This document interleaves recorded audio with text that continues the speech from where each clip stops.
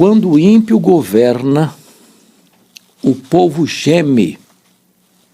Esse é um fato incontestável. E no HDL Podcast de hoje eu vou tratar deste assunto, então não vai embora não, porque logo depois da vinheta nós vamos conversar sobre esse importante, soleníssimo assunto. Quando o ímpio governa, o povo geme. Sabe quem disse isso?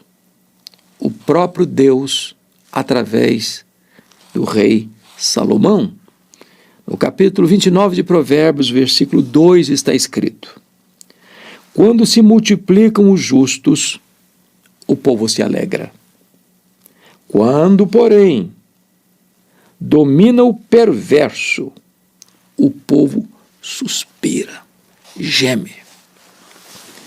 Esse é um assunto muito sério. Porque a história é nossa pedagoga. Sempre que um governante assume o poder e é perverso, é ímpio, ele persegue a religião verdadeira, ele estabelece leis injustas, ele promove a injustiça, ele facilita a corrupção, ele protege os criminosos, ele persegue os justos, ele oprime o povo com pesados tributos, ele impede as pessoas de se expressarem, o povo geme. A nação é acuada, oprimida, sufocada. Tira-se o oxigênio da esperança. E hoje eu gostaria de olhar com você, numa espécie de estudo de caso, para os reis de Israel, para provar a tese aqui posta. Quando o perverso governa, o povo suspira, o povo geme. O que é curioso é que Salomão começa muito bem, com humildade, pedindo sabedoria para Deus. Deus o abençoa, dá sabedoria, dá riqueza, dá prestígio, dá vitórias. E Salomão alcança o pináculo da glória governamental, quando Israel vai se tornar uma potência econômica, militar, a referência no mundo da sua época.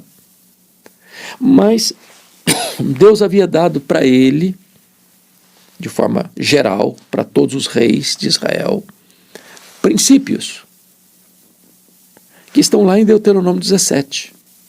O rei não podia multiplicar para si cavalos, em outras palavras, não podia confiar na sua força militar.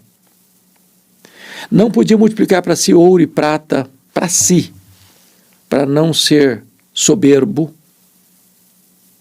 Não podia multiplicar para si mulheres, porque os casamentos políticos, formando um grande harém, era uma porta aberta para a corrupção do coração do rei, no sentido de trazer para dentro do seu palácio, do seu harém, mulheres de várias crenças, adorando diversos deuses, e isso poderia corromper o coração do rei. E foi exatamente isso que aconteceu com Salomão. Ele multiplicou para si cavalos, ele multiplicou para si ouros, ele multiplicou para si mulheres, formando o maior harém da época, 700 princesas, 300 concubinas, mulheres dos mais diversos lugares, adorando os mais diversos deuses, tendo as mais diversas crendices, adorando nos mais diversos altares. E Salomão acaba o reinado dele, fazendo capelas aos deuses pagãos, adorando a deuses pagãos. vivendo num luxo extremo no palácio, mas o povo amargando dura servidão para pagar pesados tributos ao palácio, num rei rico com um povo pobre. E Deus não teve prazer naquilo. E Deus disse para Salomão que ia tirar o reino dele, ia dar para outra pessoa. E quando Salomão descobre quem é essa pessoa, Jeroboão, que era o feitor de escravos, de servidão, que estava lá na ponta, forçando as pessoas a pagarem pesados tributos para o luxo do rei e da sua corte, que seria esse cidadão, que seria o rei. Então ele persegue Jeroboão, Jeroboão tem que fugir para o Egito. Salomão não prepara o seu filho como sucessor, porque quando ele morre, em 931 a.C., o Roboão, seu filho e sucessor, demonstrou inabilidade para o poder, demonstrou ser mais opressivo do que seu pai aos trabalhadores, aumentando ainda mais os tributos, os impostos, a um povo que já estava esfolado de tanto pagar imposto, trabalhando a meia com o governo. Isso oportunizou que Jeroboão I voltasse do Egito, depois da morte de Salomão, juntasse o povo, os anciãos, indo até o rei sucessor, Roboão, filho de Salomão, pedindo o alívio dos impostos. Como Roboão não atendeu o povo, Jeroboão lidera uma conspiração contra a dinastia de Davi e rompe com Roboão, formando um outro reino, o reino do norte, o reino de Israel, tendo mais tarde, na época de Onri, a mudança da capital para Samaria. O que eu chamo a sua atenção é que quando o perverso governa, o povo geme. Porque todos os reis sucessores de Jeroboão I, até o ano 722 a.C., portanto, 209 anos, de 931, quando Salomão morreu, a 722, quando este reino é levado cativo pela Síria, maior império da época, todos os reis que se levantaram, 19 reis, todos em 8 dinastias distintas, foram homens perversos, homens maus. E o povo, com o pescoço esfolado, debaixo da canga de reis ímpios, perversos e opressores. Então vamos começar. Primeiro rei, Jeroboão I. Esse cidadão resolve juntar política com religião.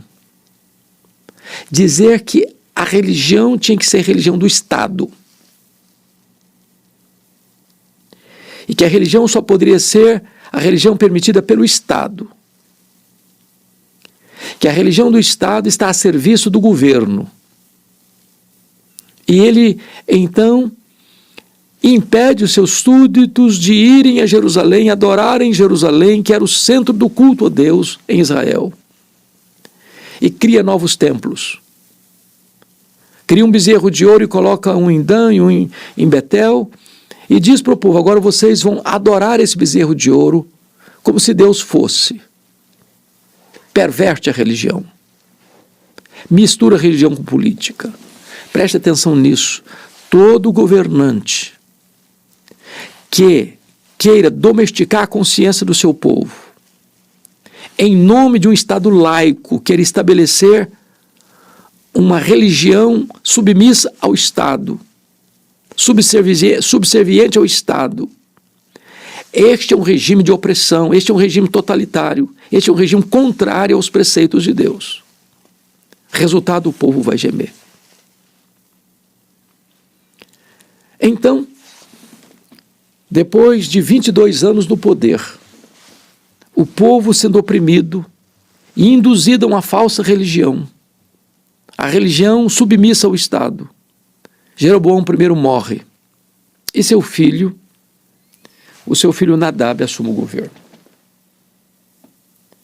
Segue a mesma trilha do seu pai, continua adorando o bezerro de ouro, continua oprimindo o povo. E esse filho de Jeroboão I, Nadab, é assassinado por Baasa, que não é preso não, ele mata o rei, é um regicida e assume o poder, assume o comando, assume o governo. E Baasa, embora elimine a dinastia de Jeroboão I, mas continua nos mesmos pecados de Jeroboão I, adorando o bezerro de ouro e levando toda a nação à idolatria. Ele, de certa forma, exerce a vingança ou a justiça da corrupção dessa dinastia anterior, mas ele segue nos mesmos pecados dessa dinastia anterior. E governou 24 anos. Quando ele morre, o seu filho Elá assume o poder. E Elá, assumindo o poder, não muda os rumos do país. Continua na mesma trilha da idolatria, do bezerro de ouro, corrompendo o povo espiritualmente, politicamente, e ele tem um governo também trágico e rápido, porque depois de 2 anos no poder, ele é assassinado pelo general Zinri. Enquanto Onri estava lá no campo de batalha, ele mata o rei Elá e assume o comando, e assume o poder, usurpa o poder. O povo se revolta, cerca o palácio, e Zinri, autoproclamado rei, sabendo que não escaparia do cerco do povo, ele ateia fogo no palácio real e comete suicídio, morrendo queimado dentro do palácio que ele mesmo incendiou. Quando o perverso governa, o povo geme. Quem assume o poder? Onri, o general, estava lá no campo de guerra. E ele não muda os rumos do país, não. Segue a mesma trilha de idolatria, bezerro de ouro, perversão, opressão, a ponto da Bíblia afirmar que ele foi o pior rei até então. Um dos seus feitos notórios foi trazer a capital de Jezreel agora aqui para Samaria, e Samaria se torna então a capital do Reino do Norte, a capital de Israel, quando Judá, lá no sul, tem Jerusalém como sua capital. Mas Onri agora morre e o seu filho Acabe assume o poder. E Acabe não mudou os rumos da nação, pelo contrário, ele pisou ainda mais no acelerador, assodadamente levando a nação à ruína. E ele comete mais um erro gravíssimo. Além de continuar com o culto do bezerro de ouro, ele se casa com a filha de Etbaal de Sidom. E Etbaal foi lá o patrono, o paraninfo do culto a Baal em Sidom. E Jezabel, filha de Etbaal, casando-se com Acabe, um casamento político, Jezabel traz na sua bagagem o culto a Baal e impõe o culto a Baal em Israel à força da espada e da baioneta, perseguindo e matando os profetas de Deus e sustentando na mesa real 400 profetas de Baal, 450 profetas de Baal e 400 profetas de Azerá. A nação está rendida à violência, ao massacre, à perseguição religiosa, à promoção da idolatria, à devassidão moral. Quando o ímpio governa, o povo geme. Pois bem, essa família foi uma das famílias mais trágicas da história, a ponto da Bíblia dizer que Acabe foi o pior rei de Israel, e ao ponto de Jezabel ser uma espécie de emblema da devassidão moral e da idolatria espiritual. Essa família foi confrontada pelo profeta Elias. Deus traz o juízo dele sobre a nação, através de uma seca de 3 anos e meio, e o povo passando necessidade. Então, esse rei Acabe ferido num campo de guerra, e Deus havia dito para ele, através do profeta Elias, que assim como ele e a sua mulher patrocinaram a morte de um homem cuja vinha, Nabote, cuja vinha ao lado do palácio de Jezreel, e ele não quis vender por questão de herança e por questão da lei de Deus, aquela vinha para Acabe, e Acabe conta para Jezabel, e Jezabel trama a morte de Nabote com seus filhos. E depois que Nabote morreu apedrejado por falsas acusações, por tramas costuradas nos bastidores do poder para matar um homem inocente, Acabe vai tomar posse da vinha. E Elias aparece e diz, olha o que vai acontecer. Você vai morrer, Acabe. E assim como o sangue de Nabote foi lambido pelos cães, o seu sangue será lambido pelos cães, e a sua mulher, Jezabel, nem sepultada vai ser. Os cães vão ser a sua sepultura. E Acabe foi morto. E de fato, enquanto o corpo dele era levado num carro, o sangue pingando estrada fora, os cães vieram lamber, e Jezabel foi encurralada no palácio. Foi jogada de lá para de cima para baixo, e os cães e os cavalos pisaram no corpo dela, e os cães comeram as carnes dela. Ficou insepulta. Uma tragédia. Pois bem, quando Acabe morre, quem assume o poder é Acasias, seu filho, que segue na mesma linha da iniquidade, do pecado. Ficou doente, em vez de consultar a Deus, vai consultar lá os deuses de Ecrom, e Elias interrompe a jornada dos emissários de Acasias, dizendo, pode voltar, e diz lá para o rei que ele não vai levantar desta cama, ele vai morrer, como de fato aconteceu, ele morreu. Então assume o poder o Jorão, seu irmão, filho de Acabe. E nesse momento é que Deus dá uma ordem ao sucessor de Elias, Eliseu, para ungir Azael, rei da Síria, Jeú, rei de Israel, e Eliseu no lugar dele, porque Jeú haveria de vingar-se da dinastia de Acabe, de Onri, Acabe, Acasias e Jorão, e eliminar da terra esta família tão perversa.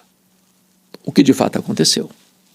Jeú assume o poder, ele que foi ungido por ação do ministério de Elias, um servo de Elias vai lá e o unge, ele era um comandante, e ao assumir, ele assume com uma missão para eliminar a dinastia de Acabe, o que de fato ele fez. Mas Jeú, embora com tanto zelo, não se apartou do pecado de adorar o bezerro de ouro.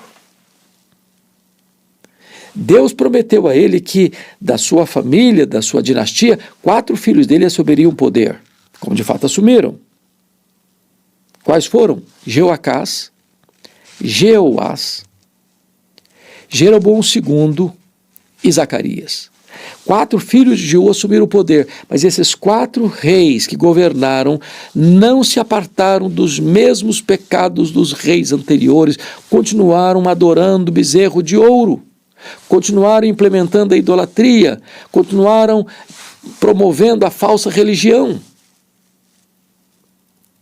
Quando chega o governo de Jeroboão II, que era o 3º membro da dinastia de Jeú, ele governou por 41 anos. E foi muito bem sucedido do ponto de vista político, econômico, porque havia paz nas fronteiras e prosperidade interna, mas ele não se apartou dos pecados da sua família e dos outros reis anteriores, a ponto de Amós se levantar nos seus dias para denunciar os pecados de opressão na nação, pecados econômicos, pecados políticos, pecado do judiciário, pecado da economia, pecado no comércio, pecado em todas as fronteiras, normalmente os pecados espirituais. E o sacerdote de Betel diz: não, vai embora daqui, Amós. Aqui é o templo do rei, aqui é o templo do reino. Ou seja, a religião estava a serviço da política corrompida e não a serviço de Deus. Mas Amós não atendeu, não. Diz: eu não sou profeta, eu não sou filho de profeta, eu sou um colhedor de sicômoro, eu sou um boiadeiro, mas o Senhor me levantou e me disse: vai e profetiza. E ele profetiza exatamente a decadência do reino de Jeroboão II e a morte daquele sacerdote que queria comandar politicamente o templo de Betel, que era templo do rei e não templo de Deus. Pois bem, o último membro da dinastia de Jeú, que foi Zacarias, foi assassinado. Foi assassinado. Mas quem assassina o rei Salum, lá no palácio, não vai ser preso, não, ele assume o poder. Mas o povo conspira contra ele, contra Salum, e Manaém toma o poder, mata Salum. O cara matou o rei e foi assassinado logo depois. Logo depois. Então Manaém governa, mas não muda os rumos do país. Não muda os rumos da nação. Continua na mesma trilha do bezerro de ouro, da idolatria, da opressão política. E Manaém, então, depois de alguns anos no poder, ele é assassinado. Ou melhor, ele morre e o seu filho Pecaías, melhor dizendo, assume o governo. E Pecaías assume o governo, segue a mesma trilha perversa e é assassinado por Peca. Peca assume o governo durante alguns anos, mas não muda o rumo, continua oprimindo o povo, continua adorando o bezerro de ouro, e ele é assassinado por Oséias. E Oséias não muda os rumos do país, continua servindo o bezerro de ouro e oprimindo o povo. E agora nós chegamos ao ano 722. Depois de 3 anos de cerco do poderoso Império Assírio, Samaria caiu nas mãos da Síria. A cidade foi destruída, a cidade foi arrasada.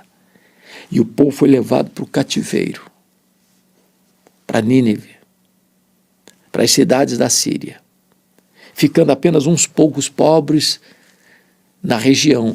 E Sargão II mandou trazer outros povos e fez uma mistura de povos, uma miscigenação racial, uma mistura de crenças, um sincretismo religioso, formando o chamado povo samaritano, que se tornou inimigo do povo de Israel 700 anos, até a vinda de Jesus, quando essa barreira foi quebrada.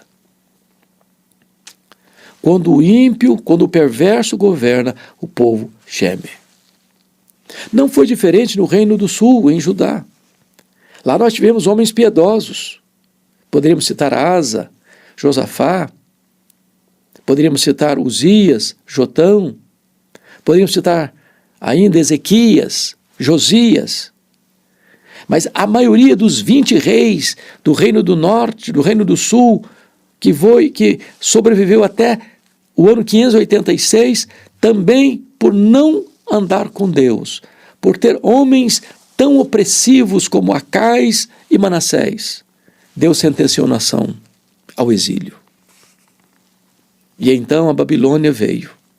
Depois de derrotar na batalha de Carquemes o Egito e a Síria, agora a Babilônia é a grande senhora do mundo, e a Babilônia cerca Jerusalém em 606, depois vem num outro cerco em 596, depois a cidade cai nas mãos da Babilônia em 586 e leva o povo para o cativeiro. 70 anos do cativeiro. Opressão, miséria, fome, pobreza. Por quê? Porque quando o perverso governa, o povo geme. Eu quero encerrar essa palavra minha, depois dessa análise histórica, dizendo o seguinte: os princípios de Deus não mudaram. Não mudaram. Hoje nós vivemos, talvez numa democracia, não podemos afirmar tão claramente que nós ainda vivemos numa plena democracia, mas o nosso regime é democrático. Ainda nós temos eleições. Precisamos pensar muito bem na hora de dar o nosso voto. Para um vereador, para um prefeito, para um deputado estadual, para um deputado federal, para um senador, para um presidente da república. Porque quando o perverso governa, o povo geme. Que Deus tenha misericórdia do Brasil. Que Deus tenha misericórdia dos brasileiros. Que Deus tenha misericórdia dos nossos legisladores. Que Deus tenha misericórdia dos nossos governantes. Que Deus tenha misericórdia dos juízes das nossas cortes. Que Deus tenha misericórdia de nós, a fim de que nos arrependamos dos nossos pecados e a fim de que nós lutemos e oremos para que homens sérios, homens justos, homens íntegros, homens probos, homens tementes a Deus governem. Porque quando o justo governa, o povo se alegra. Quando os justos se multiplicam, o povo se alegra. Mas quando o perverso governa, o povo geme. Sei que esta é uma palavra solene, de alerta para o meu coração, para o seu coração. Uma palavra de alerta para a nação brasileira. Alguém já disse, eu concordo. A história é nossa pedagoga, ou será nossa coveira. Se nós não aprendermos com os erros da história, seremos sentenciados a repetir os mesmos erros da história e a sofrermos as mesmas consequências. Que Deus tenha misericórdia de nós. Obrigado por estar comigo até aqui. Se essa mensagem foi relevante para você, compartilha com outras pessoas. Se você ainda não está inscrito neste canal, inscreva-se e nos ajude a levar a esperança da palavra de Deus a toda a nação brasileira e a outras nações do mundo. Um grande abraço, minha gratidão.